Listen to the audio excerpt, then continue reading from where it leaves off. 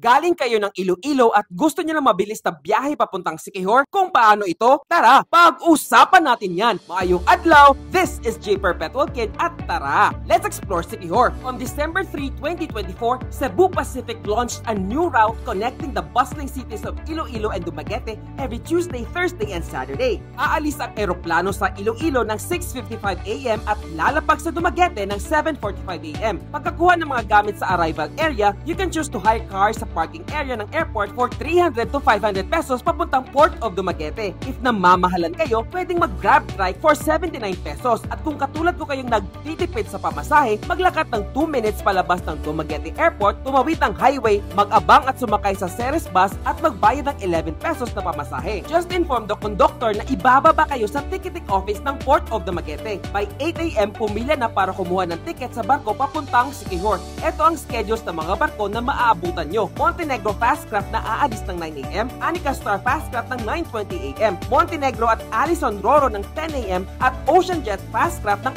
11 AM. At magbabalik na kayo sa Iloilo, bumabiyahe ang Cebu Pacific also every Tuesday, Thursday, and Saturday from Dumaguete ng 8:20 AM at darating ng Iloilo ng 9:10 AM. Again, this is J Perpetual Kid at bumiyahe na from Iloilo City to Siquijor via Cebu Pacific. Hanggang sa susunod na biyahe, ayo-ayo!